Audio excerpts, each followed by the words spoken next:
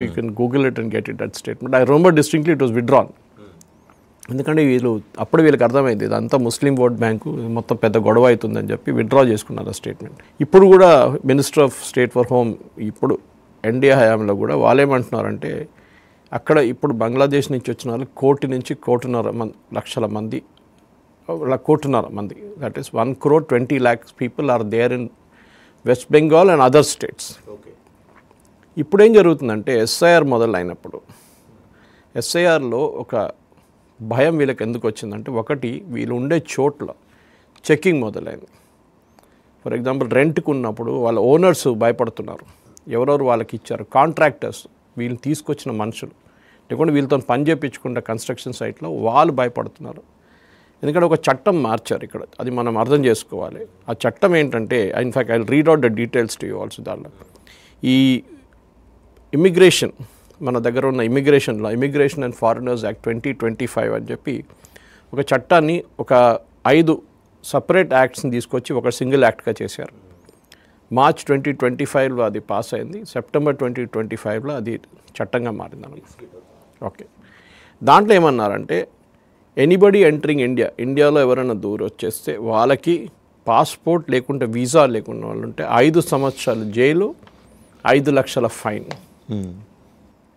మీరు భారతదేశంలో ఎంటర్ అయితే ఎక్కడి నుంచి అయినా కానీ, బంగ్లాదేశ్ కాదు, పాకిస్తాన్ వైపు నుంచో, శ్రీలంక వైపు నుంచి ఎక్కడైనా మీరు భారతదేశంలో ఎంటర్ అయితే you will be 5 years in jail plus 5 lakh fine.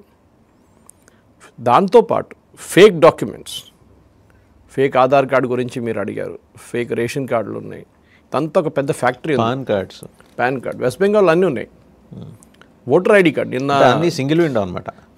నిన్న ఒక చాలా మటుకు ఛానల్స్, హిందీ, ఇంగ్లీష్ అన్ని ఛానల్స్ అక్కడ బంగ్లాదేశ్ బార్డర్ వైపు ఉన్న చెక్ పోస్ట్లకి వెళ్ళి వాళ్ళు ఇంటర్వ్యూ చేశారు చాలామందిని. హకీంపూర్ అని చెప్పి ఒక చెక్ పోస్ట్ ఉంది, అక్కడ ఆల్మోస్ట్ 1000 మంది వెయిట్ చేస్తున్నారు అటువైపు వెళ్ళడానికి. కానీ బార్డర్ సెక్యూరిటీ ఫోర్స్ వాళ్ళు వెళ్ళట్లేదు. ముందు వీళ్ళని చెక్ చేసుకోవాలి కదా వీరెవరు, ఫస్ట్ వాళ్ళ తెలియాలి, వాళ్ళ ఫింగర్ ప్రింట్స్ తీసుకుంటున్నారు, వాళ్ళ బయోమెట్రిక్ ఫింగర్ ప్రింట్స్ తీసుకుంటారు. ఎందుకంటే వీళ్ళు మా ఆధార్ ఏం లేదని చెప్తున్నారు, కానీ వీళ్ళు ఆధార్ కార్డు తయారు చేసుకుని ఉంటారు. ఒకటి ఫేక్ ఆధార్ కార్డు, ఇంకోటి నిజమైన ఆధార్ కార్డు. ఏజెంట్లో సహా 2000, 3000 ఇచ్చి, కొంతమంది అయితే 50 రూపాయలు కూడా ఆధార్ కార్డు తెప్పించుకున్నారంట. అది ఆబ్వియస్లీ ఫేక్ ఆధార్ కార్డు ఉంటుంది, 16 digit విల్ నాట్ ఎగ్జిస్ట్. అంత చౌకగా సర్వీసెస్ దొరుకుతున్నాయి అక్కడ వెస్ట్ బెంగాల్. పెద్ద ఫ్యాక్టరీ ఉంది అక్కడ, అండ్ ఈ గవర్నమెంట్ సపోర్ట్ ఉంది, అది అన్నిటికంటే క్రూషియల్ ఉన్నది. వెస్ట్ బెంగాల్లో కమ్యూనిస్ట్ వాళ్ళ తర్వాత మమతా బెనర్జీ మొదలుపెట్టింది, ఎక్కడ ఎవరు ఆగలేదు. ఎందుకంటే వాళ్ళ ఓట్ బ్యాంక్ చాలా క్రూషియల్ అన్నమాట వాళ్ళకి. సో వీళ్ళందరూ ఇప్పుడు ఎందుకు పారిపోతున్నారంటే, వీళ్ళు పట్టుకున్నారంటే వీళ్ళని జైలు వేస్తారు. జైలు అంటే రెగ్యులర్ జైలు కాకుండా డిటెన్షన్ సెంటర్లు వేస్తారు.